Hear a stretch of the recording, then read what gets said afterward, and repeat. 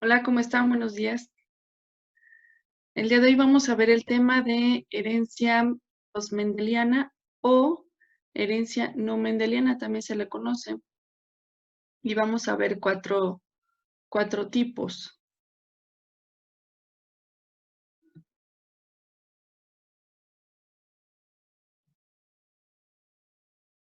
Enseguida les coloco la presentación para que la vayamos viendo.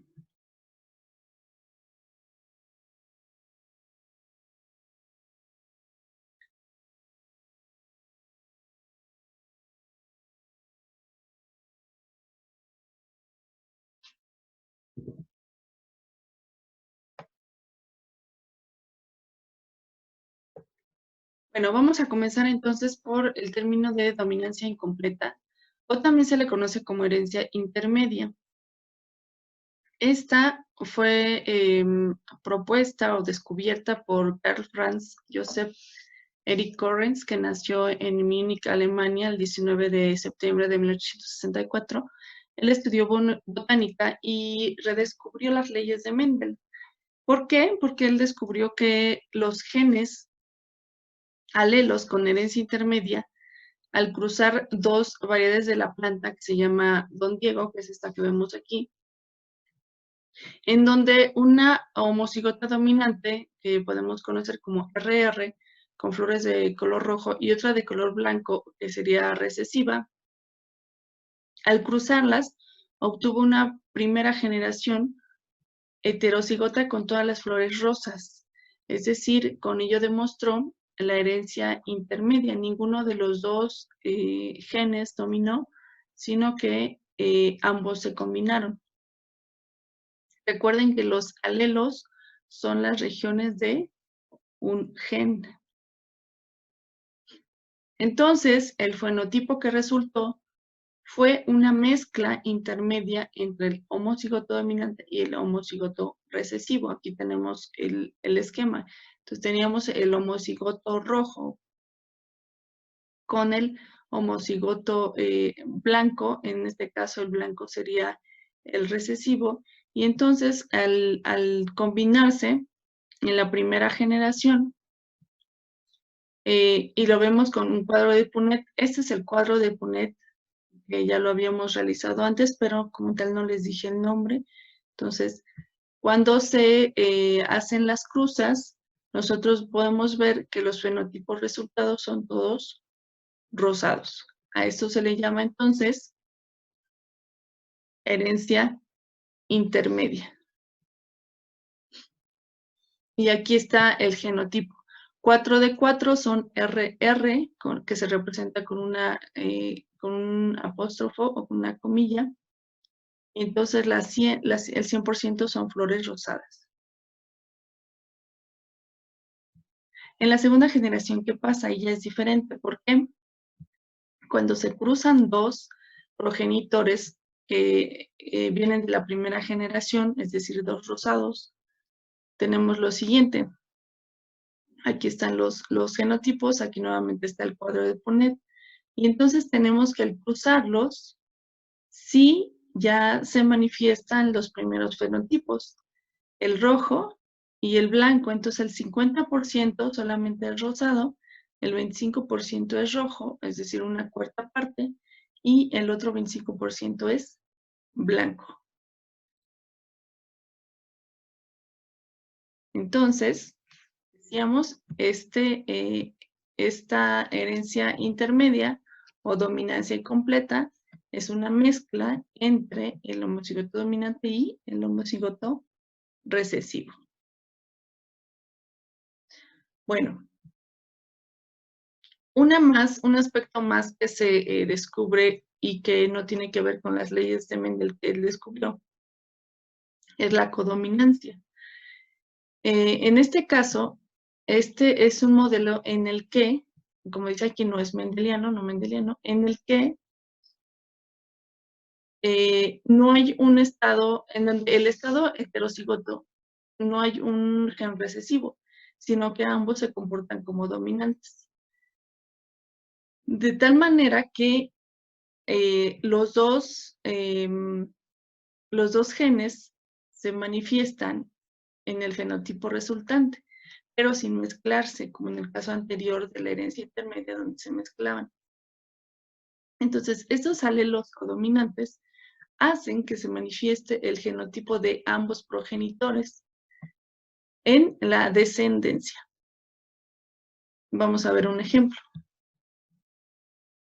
Al realizar una cruza de individuos homocigotos entre una gallina negra y, por ejemplo, un gallo blanco, tenemos que estos genes que codifican para el color son codominantes, dado que el resultado es un fenotipo en el que los colores de plumas están entremezclados entre cuadros blancos y negros, pero no se combinan para formar una tonalidad, por ejemplo, gris uniforme, sino que ambos se manifiestan en cuadros blancos y negros. Entonces a esto le llamamos alelos codominantes o codominancia. Ambos son dominantes, pero sin.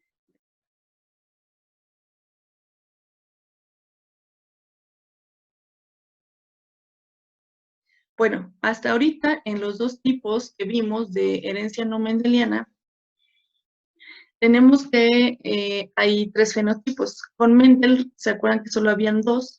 Solo o se manifestaba el dominante o se manifestaba el recesivo. Con manifestarse me refiero a que se refleja en el fenotipo.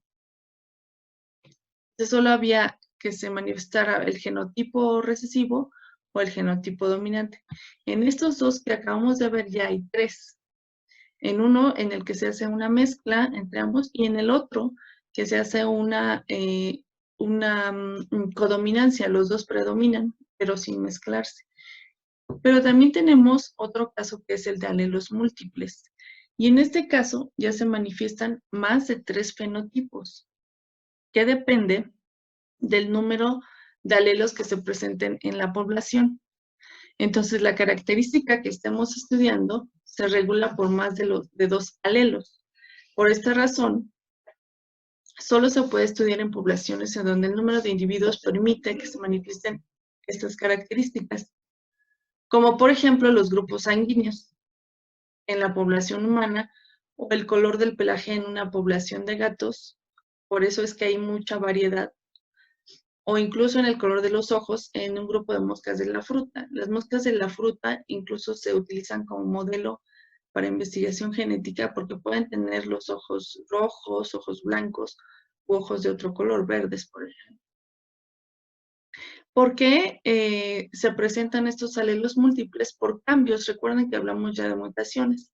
Entonces, cuando se presentan esas mutaciones en cierta región de los genes que codifican para alguna característica, como por ejemplo para los ojos, el color de ojos en el caso de las moscas de la fruta, es cuando se presentan estos alelos múltiples y se manifiestan más de tres fenotipos, más de tres fenotipos. Vamos a verlo entonces en el caso de los grupos sanguíneos. Como ustedes saben, hay grupo sanguíneo A, B, AB y grupo O. Cada uno de estos es diferente porque tiene un antígeno diferente en la superficie o en la membrana del glóbulo rojo, que es la célula de la sangre. Entonces, ese antígeno está obviamente codificado por un gen, ¿no? El antígeno A está por el gen, en este caso que lo vamos a llamar B, el alelo B, el antígeno A, que lo codifica el alelo A, y el antígeno AB, que es una codominancia, como veíamos hace ratito. Entonces, cuando resulta el fenotipo, si nosotros tenemos un progenitor con el alelo, con el antígeno A, que codifica para el antígeno A, y otro, en este caso que sea dominante, y en este caso que sea un homocigoto dominante para ese antígeno A, y luego tenemos un heterocigoto dominante para el antígeno A. El O siempre es recesivo, entonces vamos a tener que el fenotipo resultante siempre va a ser A, en este caso, de estos dos, con la cruza de estos dos genotipos. ¿Qué pasa si tenemos el antígeno B? El alelo que codifica para el antígeno B. En este caso, si lo tenemos de esta manera, como homocigoto dominante o como heterocigoto también dominante, dado que dijimos que el O es recesivo, entonces el fenotipo será de tipo B. Pero ¿qué pasa si tenemos al A y al B? Entonces se presenta una codominancia y entonces el fenotipo resultante es AB, una combinación de ambos. Entonces, si ven hasta ahorita llevamos 3 fenotipos diferentes. Y el tipo O solamente se manifiesta fenotípicamente cuando ambos progenitores tienen el tipo de sangre O, porque es recesiva. Entonces solamente se manifiesta fenotípicamente cuando es un homocigoto recesivo, homocigoto recesivo.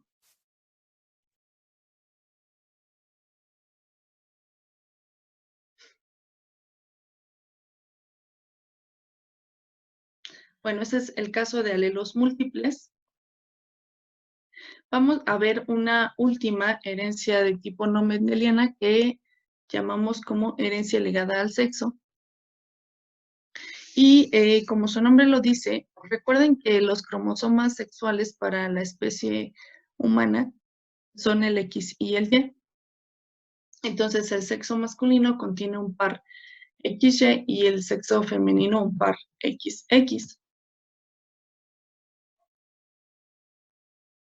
Y aquí está, se ve en el esquema.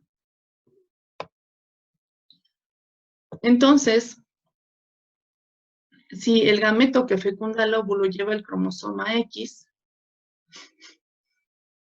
se determina el sexo femenino, dado que los espermatozoides pueden llevar al cromosoma X o al Y, pero si este lleva el X, pues entonces resulta sexo femenino, y si el cromosoma lleva al Y, perdón, sexo, sí, perdón, sexo femenino XX, y si el espermatozoide el espermatozoide que fecunda el óvulo lleva al cromosoma Y, entonces se resulta pues el sexo masculino, un individuo del sexo masculino. Entonces, pero además de portar genes que determinan el sexo femenino, el cromosoma X es portador de una serie de genes que determinan otras características, por lo cual por lo cual se dice que están ligadas al sexo. O sea, estas características que porta este cromosoma, el X, se dice que son características ligadas al sexo. Por eso hay características hereditarias ligadas al sexo. Y vamos a verlo con un ejemplo. La hemofilia, que es una enfermedad, es una herencia ligada al sexo, se hereda por medio del cromosoma X, y también el daltonismo. Vamos a verlo en el caso del daltonismo. Este es un gen recesivo. Entonces, tenemos, por ejemplo, el caso 1, si ambos progenitores son daltónicos, todos los hijos e hijas serán daltónicos, porque este gen recesivo entonces está ligado al cromosoma X, por eso es un tipo de herencia ligada al sexo. Y entonces tenemos que el daltonismo, como ustedes lo ven, solo está en el cromosoma X, pero aquí en este caso están ambos progenitores. Entonces, ¿qué va a pasar? Que aquí, aquí en el 25% que van a ser, perdón, el 50% van a ser mujeres, ambas van a ser daltónicas, pero también los varones. ¿Por qué? Porque los varones llevan un cromosoma X. Y entonces, si solo está un cromosoma X presente, se comporta como una característica dominante. o como un alelo dominante, y entonces se manifiesta fenotípicamente. Entonces, por eso es que todos los hijos e hijas serán daltónicos. ¿Qué pasa si la madre es daltónica? En este caso, XX, pero el padre es normal. Bueno, en este caso, como decíamos que es un gen recesivo, solamente se va a manifestar si es un homocigoto recesivo, pero aquí estaría siendo un heterocigoto. Entonces, por esa razón no se manifiesta fenotípicamente en las hijas. Sin embargo, dado que va en el cromosoma X, y en XY el cromosoma X o el alelo se comporta como dominante, si hay una X simplemente, entonces se expresa fenotípicamente en todos los hijos varones.